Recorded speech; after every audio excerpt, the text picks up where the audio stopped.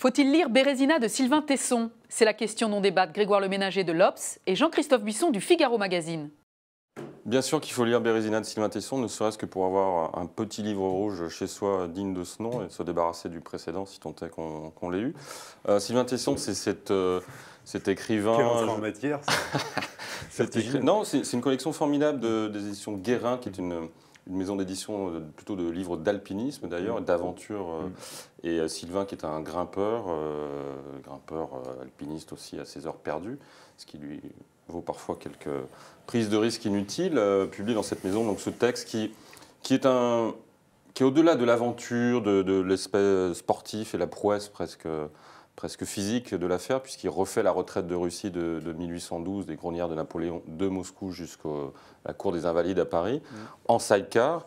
Mais ça s'inscrit vraiment dans ce qu'il a déjà fait. Je ne sais pas si vous vous souvenez, il y a une dizaine d'années, l'Axe du Loup, il avait refait le parcours de ces évadés du Goulag, de Irkoutsk jusqu'en Inde, de Slavomir Ravitch, qui s'appelait La Marche forcée. Il l'avait fait tout seul, à pied, à cheval, en vélo. Et là, évidemment, il ne va pas refaire dans les mêmes conditions, par définition, avec les Russes aux fesses, la retraite de Russie. Donc il a fait en sidecar, qui est assez compliqué quand même, parce qu'il traverse la Biélorussie, la Lituanie, la Pologne, l'Allemagne, la France, au milieu des camions et des tempêtes de neige et de la gadoue, avec 2 compagnons français et deux compagnons russes.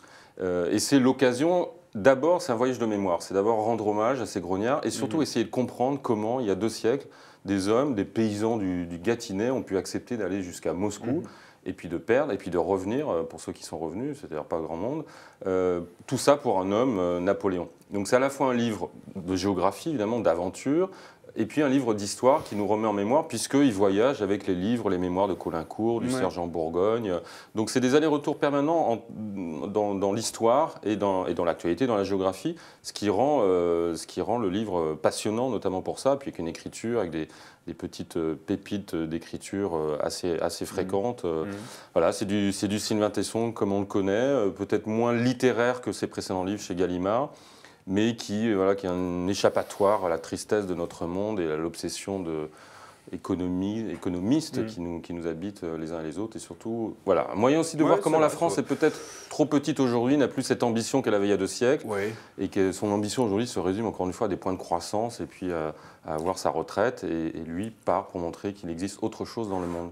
Oui, tout ça c'est un peu lyrique, non? Non, c'est bien, c'est un bon résumé. C'est vrai que son idée de départ, elle est très amusante et intéressante. C'est vrai que le livre est nourri par beaucoup d'érudition qui tourne un peu à la cuistrerie par moments, je trouve, où il cite des très bons textes de personnes qui ont accompagné Napoléon dans cet apocalypse. C'est un éclairage. Oui, enfin, bon, il y a un peu par moment, il y a un peu une accumulation d'érudition comme ça.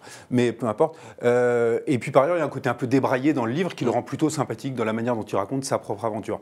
Il y a juste un truc que vous oubliez de dire, c'est que le livre, finalement, il est aussi très agaçant, très énervant, parce que... Je n'ai pas oublié de le dire, c'est que je ne le pense pas. Donc, si, il y a un peu un problème dans la mise en scène de Sylvain Tesson lui-même. Je ne le connais pas, et sans doute que s'il fait ce genre de choses, c'est un type qui n'a pas que des défauts, et c'est même un type plutôt curieux et plutôt intéressant. Mais là, le problème, c'est qu'il a l'air tellement content de lui, le texte donne l'image d'un type tellement content de lui, tellement fier de lui, et tellement... et vous parliez il y a un côté très très sentencieux dans sa manière de parler. Il met toujours en avant ses compagnons de voyage, et lui-même. Oui.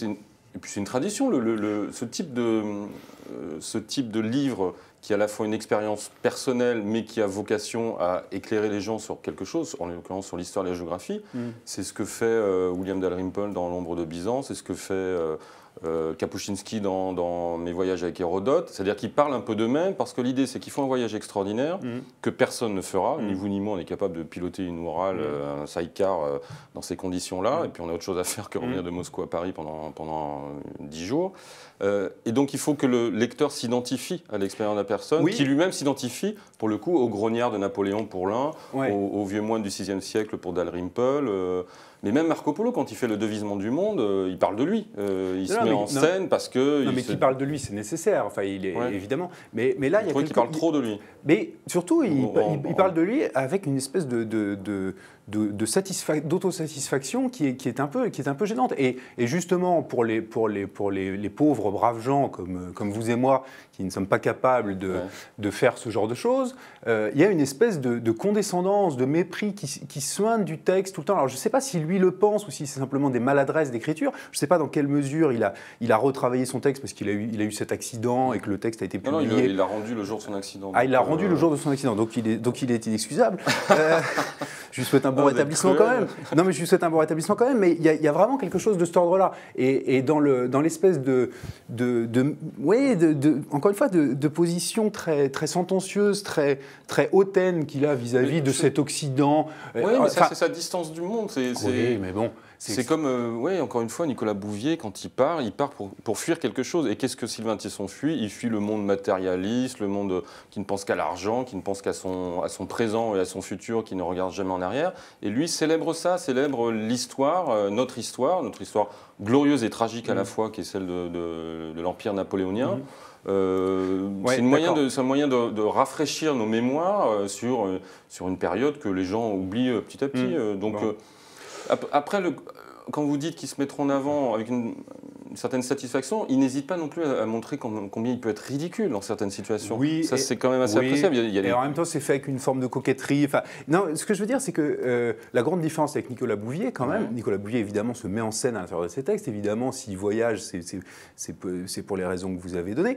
Mais d'abord, Bouvier, il nous donne à voir le monde. Là, finalement, sur la Russie contemporaine, il nous dit à peu près rien. C'est un peu dommage. Il la traverse. Ah oui, mais il la traverse sur son sidecar. Il est très fier de rien voir et de penser qu'à Napoléon, il a une espèce de fascination très trouble d'ailleurs concernant Napoléon. Et enfin, dans son rapport, dans son rapport quand même à la France, à l'Occident et ça, il fait comme si la France était peuplée de technocrates très aisés qui passent leur temps à se plaindre parce qu'ils ont un problème de Wi-Fi dans leur chambre d'hôtel. Bon, c'est peut-être la France que lui fréquente, mais il est tellement fasciné par la Russie de Tolstoï, parce qu'en gros c'est la Russie de Tolstoï et pas une autre, que d'abord il ne nous dit pas grand-chose sur la Russie aujourd'hui, et puis du coup il l'oppose de manière totalement systématique à la France, et il critique, il passe son temps à balancer des vannes sur les Français qui disent du mal de la France, mais il passe son temps à vomir cet Occident chrétien, tiède, confortable, avec une nostalgie de l'héroïsme qui est un peu déplaisante au bout d'un moment, et un peu vaine, quoi, qui a une posture un peu grotesque. Pas tout à fait d'accord, c'est que la nostalgie de l'héroïsme qu'il a, c'est pas celle de Napoléon, pour lequel vous pensez qu'il a une fascination trouble, c'est pour les grognards, c'est pour des gens, des paysans qui sont partis et qui sont allés se battre pour une cause qui les dépassait, et il dit aujourd'hui en France, qui est capable d'aller se battre pour une cause qui les dépasse? Plus personne, et donc il y a une forme de nostalgie, de mélancolie d'un monde rêvé, fantasmé si vous voulez, mais qui a effectivement existé, et encore une fois, pas pour celui qui les mène, et qui a donné des carnages. Mais ça c'est un autre débat. Non, mais comme il le dit par ailleurs, mais il va pas jusqu'au bout de ce truc-là. Et il garde, pour Napoléon, il garde une fascination très étrange. Je laisse Virginie Despentes et je garde Sylvain Tesson. Si vous voulez.